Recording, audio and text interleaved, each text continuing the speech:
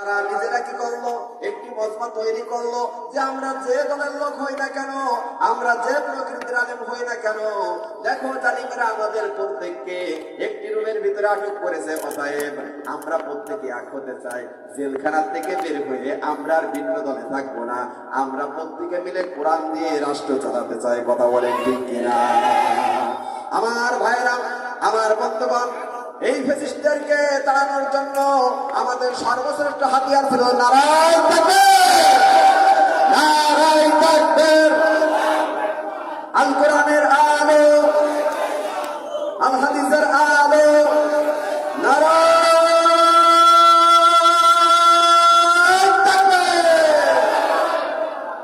আমার বন্ধুগণ, সময় বেশি পাবো না, কারণ রাত বেশি করা যাবে না, কারণ ফজরের নামাজ আমাদের মাগরিব থেকে মূল্য বেশি না কম। ওয়ালান নবী সাল্লাল্লাহু আলাইহি ওয়াসাল্লাম মান সাল্লা ফিল বারদাইন দাখালাল জান্নাহ। নবী করিম সাল্লাল্লাহু আলাইহি ওয়াসাল্লাম বলে দিয়েছেন, যদি কোনো বান্দা দুই ঠান্ডার সালাত আদায় করে, দুই ঠান্ডাকালীন সময়ের সালাতকে আদায় করে, আল্লাহর নবী বলে দিয়েছেন দাখালাল জান্নাহ, ওই ব্যক্তি জান্নাতে প্রবেশ করবে। বলেন সুবহানাল্লাহ। এক ঠান্ডা হলো ইশার নামাজ, আরেক ঠান্ডা হলো ফজরের সালাত। কথা বলেন ঠিক কিনা? যার কারণে আল্লাহ অন্য হাদিসের মধ্যে বলে দিয়েছেন, যদি কোনো গোলাম, যদি কোনো বান্দা, যদি কোনো মুমিন মুসলমান ইশার নামাজটি জামাতের সঙ্গে আদায় করে, এরপর ওই লোকটি ঘুমিয়ে যায়, আবার ফজরের নামাজ যখন মুয়াজ্জিন সুন্দর করে আযান দেয়, আসসালাতু খায়রুম মিনান নাওম,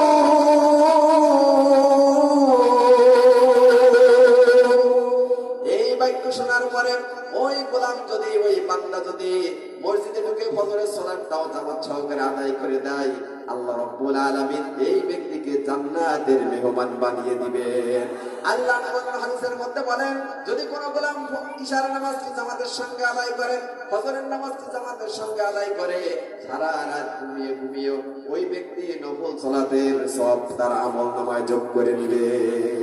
আবার একটা লোক ইশার নামাজ জামাতে পড়ে নাই, ফজরের নামাজ জামাতে পড়ে নাই, একলা একলা ঘরে পড়েছে, ওই লোক সারা রাত মশার কামড় খেয়ে যতই সে ইবাদত বন্দেগী করুক না কেন, তাহাজ্জুদ করুক, কোরআন তেলাওয়াত করুক, যতটুকু সওয়াব অর্জন করবে, তার থেকে আল্লাহ পাক যে ব্যক্তি ফজরের নামাজ এবং ইশার নামাজ জামাতের সঙ্গে আদায় করবে, আল্লাহ পাক তার মর্তবা বৃদ্ধি করে দেবেন। কথা বলেন ঠিক কিনা?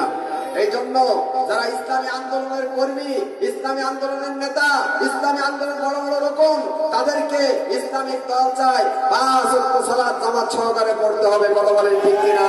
যে ব্যক্তি 5 ওয়াক্ত সালাত জামাত সহকারে আদায় করে, ওই ব্যক্তি উচ্চ হতে পারে না।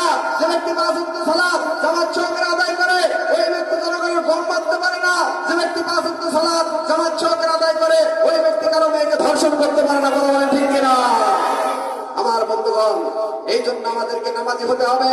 সামনে আর টুমারো যে কোনো সময় নির্বাচন আসতে পারে, এই নির্বাচনে যারা নামাজ পড়ে, মসজিদে ইমামতি করে, সেই সমস্ত লোকদেরকে ভোট দিতে হবে। কে কে ভোট দিতে হবে হাত তুলে দেখা।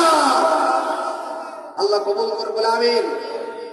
আমার বন্ধুগণ, আমি গুনাহগার বাইজিদ আপনাদের সম্মুখে কোরআনুল কারীমের 4 নম্বর সূরা, কয় নম্বর সূরা? 4 নম্বর সূরা থেকে আমি গুনাহগার বাইজিদ 36 নম্বর আয়াতখানা তেলাওয়াত করেছি।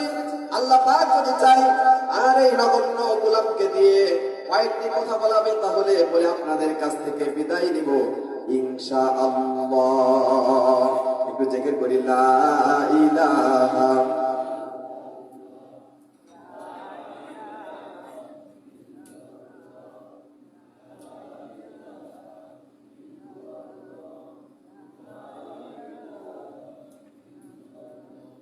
লা ইলাহা ইল্লাল্লাহ, লা ইলাহা।